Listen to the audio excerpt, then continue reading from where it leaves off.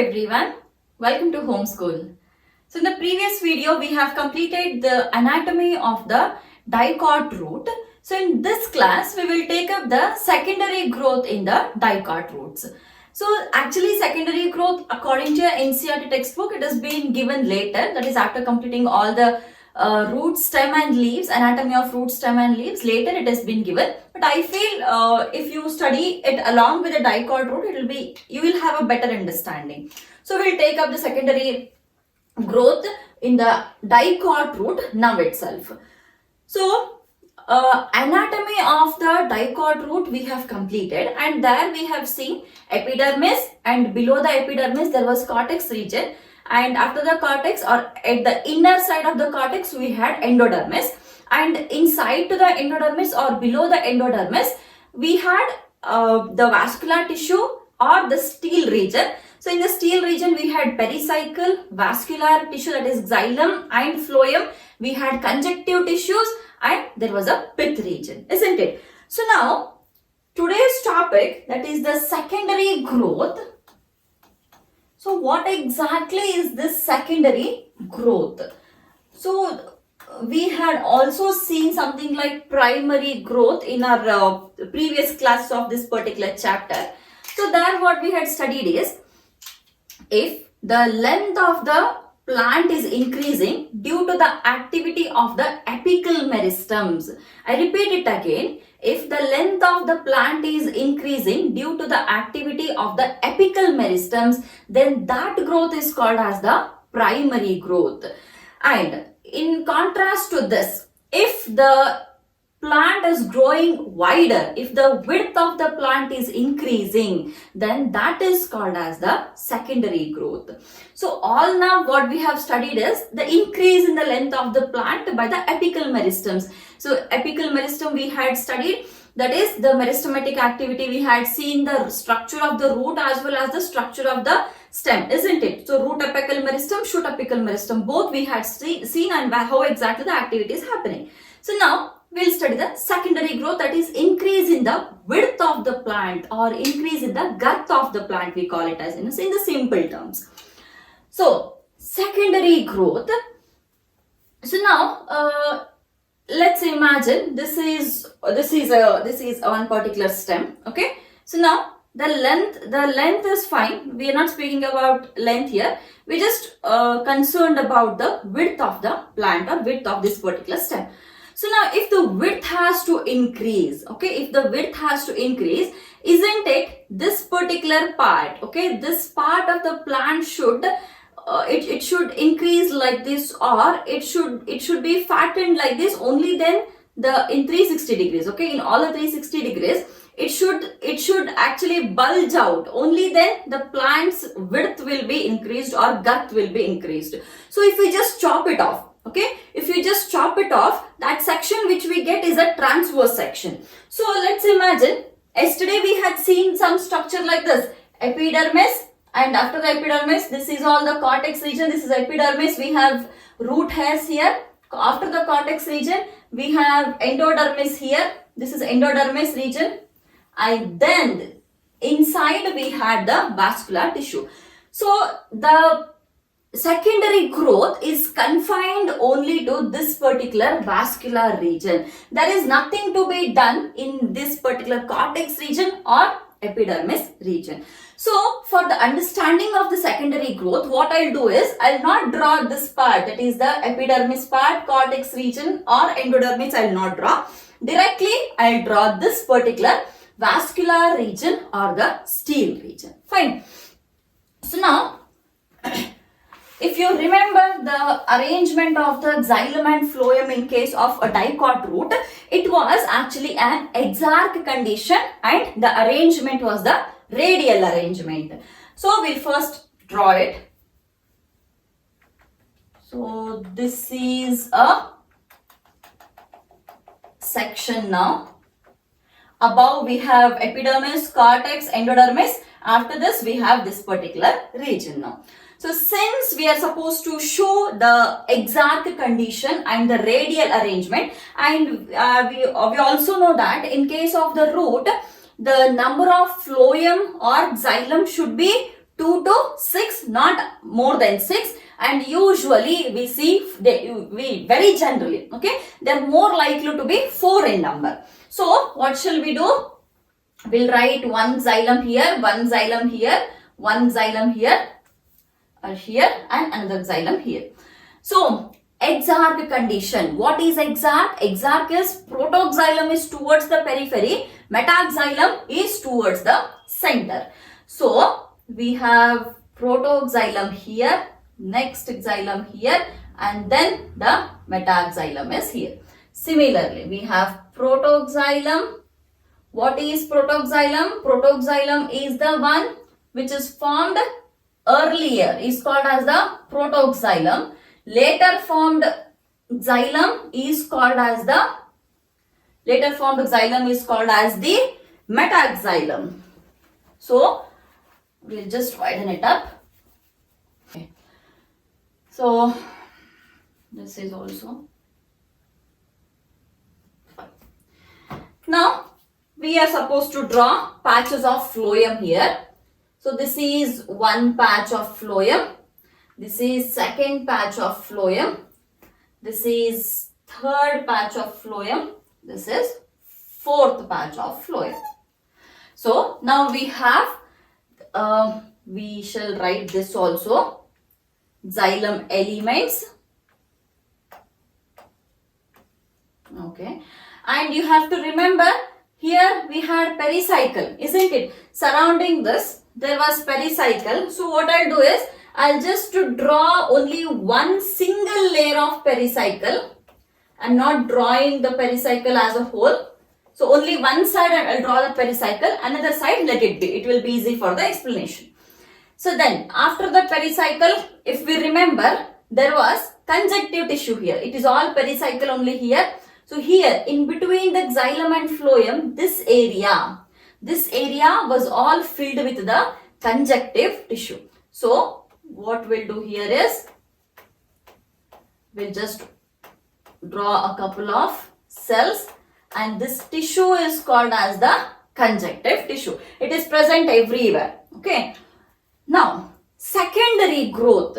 So how exactly the width should be increased or girth should be increased? If the width should be increased, then don't you feel this boundary, okay, this boundary which is present, if this boundary increases, then it is as good as the width is increased, isn't it? So let's imagine this is the original one, this is the one which is present now. So after the secondary growth, the width should be increased. It means that this boundary is increasing. How exactly the boundary is increasing, that we'll see now. So few cells, okay, few cells above the xylem, few cells above the xylem here, that is where the pericycle is present, and cells below the phloem, that is where the conjunctive tissue is present. Again, above the xylem where the pericycle is present, and below the xylem where conjunctive tissue is present. Above the xylem, pericycle, below the xylem, this particular conjunctive tissue. Similarly, above the xylem and below the phloem where the conjunctive tissue is present. So along this, okay, along this particular patch of the cells, a ring is formed like this. These are all pericycle. This was pericycle, and this was conjunctive tissue. Conjunctive tissue. And if you remember the previous video, previous class, both pericycle and conjunctive tissue were parenchymatous in nature. They were the parenchyma cells. Now what happens? The cells which are present here above the xylem and below the phloem, so those cells will change into meristematic cells. The cells of the pericycle, only a few cells, okay, not all the cells of pericycle, not all the cells of conjunctive tissue, a few cells of the pericycle which are above the xylem and few cells of the conjunctive tissue which are below the phloem. So those cells will change into the meristematic cells. So when they change the meristematic cells, they will join like this. When they join, they form a wavy ring which is called as the cambium. Which is called as the cambium ring, which is wavy in nature. Okay, so this cambium ring which is wavy in nature. So now what happens? Our aim is to increase the width. So since this particular region is now having the meristematic activity, what is the function of the meristem? The meristematic cells, wherever they are present, they will keep on dividing. They are the cells which are called as actively dividing cells, or they are in a state of active division. So definitely then, since this has become the meristematic ring now, this ring is in a state of the active division. How exactly the division takes place is, now the cells which are present here, okay, so this ring which is present here, it can divide on this side also, it can divide on this side also. Here also it can divide, here also it can divide. On both the sides, it is having the capacity to divide. I'll just wipe this line here and I'll draw a couple of cells. So, see, let me draw it like this. These are the meristematic cells. Fine. Now, these cells have the capacity to divide on this side also as well as this side. So, let's not speak about this side now. We will speak only about this side. So, when it is dividing this side, here the phloem is there. Where is the space now? If the cell has to divide on the upper side, it should have some space to form the new cells, isn't it? Now what is happening? There is no space for this particular meristem on the upper side to form the new cells. So what it will do is, it will start pushing the phloem upward. So now what is happening? The phloem which is present here, due to the formation of all the new cells like this, the phloem which was present here, okay, the phloem which was present here, it will be pushed up like this. The phloem will be pushed up, or it will come here. The phloem will be pushed up like this. Similarly, here all it will be, everywhere there will be division. Similarly, here now same, the cells will push this particular phloem outside. So now the phloem which was present here, it is present here now. Similarly, the phloem which was present here, so that phloem has come here now. Similarly, the phloem which is present here, it has come here. Now what happened? So previously here was the meristematic zone. So now these are all meristematic cells only. They are dividing. So now what happens? This particular wavy ring, instead of showing this wavy structure, it is now showing a round structure. There is no more a wavy ring now, because everywhere the cells are filled and this wavy texture has gone now. So the wavy cell is no more a wavy ring. It is now a circular ring now. All the other cells which are present here, they are present here only. That is, there is pericycle is present here, conjunctive tissues are present here, and here it is all the pith. Everything is present. Only thing is, now the phloem is shifted outwards. So now if you consider this particular ring, okay, I'll again write it here. Now the boundary has shifted here. Previously, where was the boundary? Boundary was here. Now the boundary is shifted here. So here the endodermis, which was supposed to be here previously, now the endodermis is here. Now this is about the phloem. When it comes to the xylem, what happens? Now the xylem is present here and we have meristematic activity present here. Now this xylem, what it will do, it will also start forming, or this particular meristematic activity, it will also start forming the cells on the inner sides. So when it had started forming the cells on the outer side, it had pushed the phloem outwards. Now it is forming the cells on the inner side. So here, I will write it in the white only. So here all it started forming the new cells of the xylem.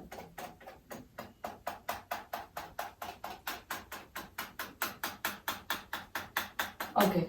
So now since the xylem is formed here now, so the xylem previously formed which is present here, this is called as a primary xylem because we have protoxylem here, we have metaxylem here, and protoxylem and metaxylem is found only in the primary xylem. So this is called as the primary xylem. So now what happens, due to the formation of the new xylem or the secondary xylem cells, this xylem which is present here, so this will be shifted to the inner side.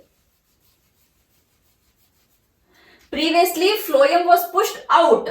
Now the xylem is pushed inside.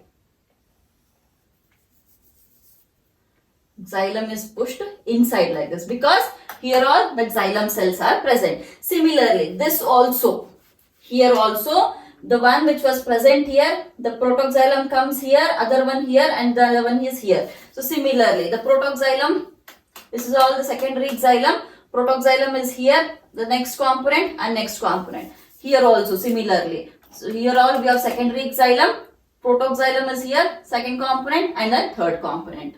So likewise, the xylem will be pushed inside, phloem will be pushed outside. So in between the xylem and phloem, the filling of the parenchyma cells will take place. That is the formation of this conjunctive tissue, and here again the pericycle will be formed. That all will be done by the filling cells, that is the ground tissue. Now what happens? Now when the xylem is pushed inside, so phloem pushed out is fine. When the xylem is pushed inside, previously the pith was present here, isn't it? So we had pith at the center. That too we had studied while studying the anatomy of the dicot root, that the pith is inconspicuous. The pith was not that prominent previously also. Again, now what happens? The pith which was slightly present at the center is now totally crushed. We don't see any pith here, isn't it? So after the secondary growth, when the xylem is pushed inside, the pith will be completely crushed. And so there is no pith at all here, completely inconspicuous now. And at the same time, the width of the root is also being increased, and this width of the root is called as the secondary growth. So I hope you have understood this. So all that or all the secondary growth which is taking place here is due to the formation of this particular cambium ring. So how exactly the cambium ring is formed? That is from the pericycle, cells of the pericycle and few cells of the conjunctive tissue together will form the cambium ring, which is responsible for the secondary growth in case of the roots. Okay, this is only in case of the roots, and secondary growth takes place only in the dicots. There is no secondary growth in case of the monocots.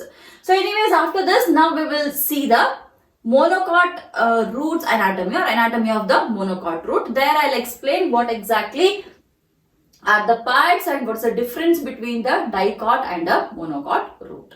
So I hope this is clear. So if that, we will move on to the monocot root now. To start with the monocot root, again it starts with the epiblemma or epidermis.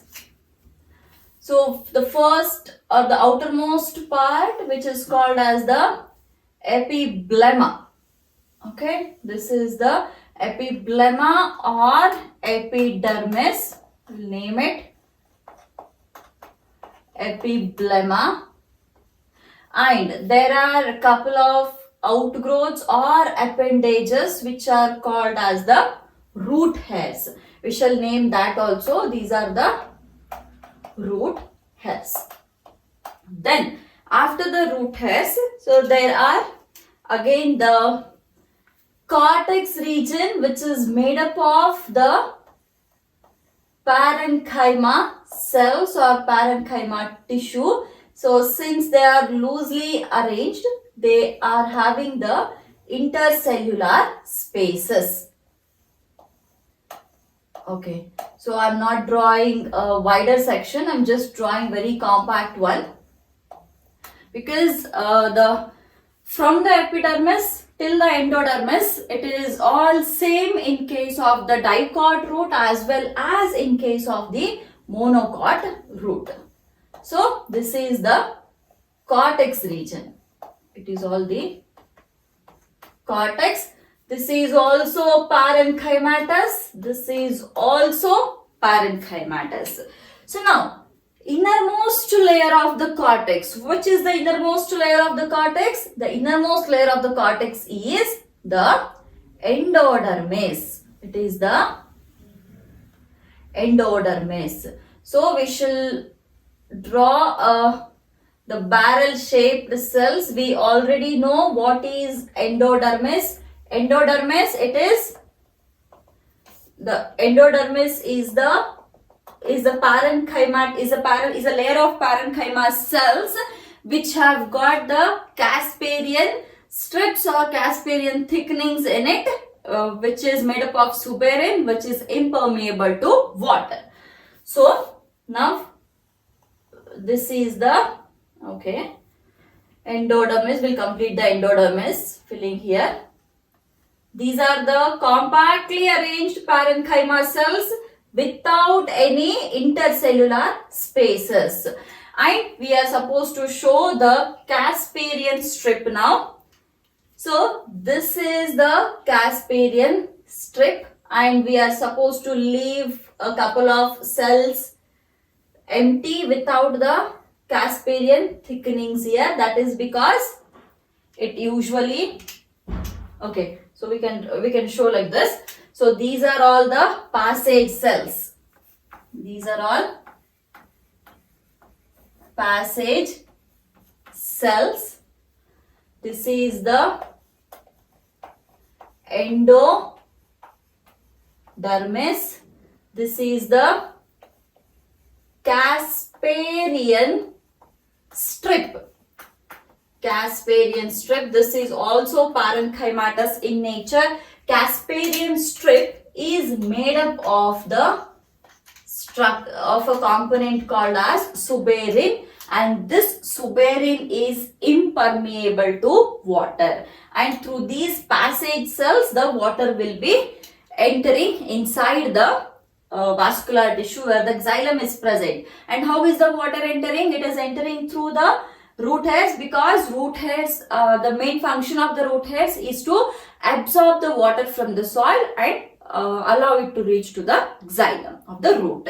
Okay, now after the endodermis, same again, we have a layer of pericycle here, a couple of cells. So a couple of layers, a few layers of pericycle. Again, the pericycle is all made up of the parenchyma only. I'm just drawing one single layer here. Pericycle made up of parenchyma. So there will be some 2 to 3 layers of the pericycle, parenchymatous cell, but I'm just drawing one single layer here. Okay, after the pericycle, now we are supposed to draw the xylem and phloem. So we know that in case of the monocot root or in case of the root, how exactly the arrangement, what is the arrangement of the xylem and phloem? They are arranged in a radial arrangement. They have radial arrangement, and condition of the xylem is exarch, and number of phloem and xylem is, it is always above 6. So in case of dicot, what was the difference? In case of the dicots, the number of vascular, number of xylem and phloem, or the vascular tissue had a difference. So it was below 6, from 2 to 6 number of xylems or phloems were there, and more likely it was 4 in number. But here the number of xylem and phloem should be above 6. So let's imagine we will take some 8 now. So we'll point it first. 1, 2, 3, 4, 5, 6, 7 and 8. So we have marked it. So we shall draw the xylem now. So xylem will be in the exarch condition. What is an exarch condition? Exarch is the protoxylem is towards the periphery and the metaxylem is towards the center. So this is the center. And here, remember, the pith here in case of the monocot root is very, very well developed and it is very conspicuous. So protoxylem, a couple of elements of the protoxylem and the metaxylem. Protoxylem and the metaxylem. Proto and then the metaxylem. So you have to understood that all the xylem elements are also inside this particular xylem cells which I am drawing here. Okay. So I am not drawing them separately. Proto is usually smaller. After that it will become, the metaxylem is quite slight bigger as compared to the protoxylem. Okay, so this is proto and metaxylem. Now, since they have the radial arrangement here, definitely in between every xylem, we are supposed to draw the patch of phloem here. Again, we shall draw this patch. Now, this is phloem. This is phloem here. This is phloem. This is phloem. This is phloem. See, I am drawing this patch as a whole for your understanding. But if you see the section under the microscope, how do you see it is? Since this is pericycle, here we have some more cells of pericycle here, and then here we have the cells of the conjunctive tissue like this. This is all the conjunctive tissue. It is completely filled with, and here we have the phloem elements. This is all the phloem elements. So this is how you see it in case of or when you see it under the microscope. You don't see it so neatly like this is. You cannot properly differentiate. This is phloem, this is pericycle, this is conjunctive tissue. That cannot be seen. Just for your understanding, I'm drawing it this way. Okay. So again, here also we have some more layers of the pericycle now. After the pericycle, we have conjunctive tissue here. In case of monocots, we usually don't call it as a conjunctive tissue because here, since there is no secondary growth, there is no much need of the conjunctive tissue. So we call all it as the pericycle. Together, pericycle only it is called as. So we are drawing the phloem elements. These are all the phloem elements. So this I'll leave it like this. So this is all filling. Okay, everything is filled. Now the center. What about the center? The center, that is pith. Pith is again filled with all the parenchyma cells, and pith is very, very large and conspicuous. In case of the dicot root, the pith is inconspicuous, whereas in case of the monocot root, the pith is conspicuous. This is pericycle, this is xylem, this is phloem, right, and this is the central pith. This is the pith. Okay, so this completes the structure of the monocot root. So now we will see what is the difference between the dicot and the monocot. So as I said, from here to here there is no difference at all. So everything is same in case of the dicot as well as the monocot root. So when it comes to the inner part, so here we have differences. So first difference is the number of the vascular bundles or number of xylem and phloem. In case of the dicot root, what is the number? The number is it should not be more than 6.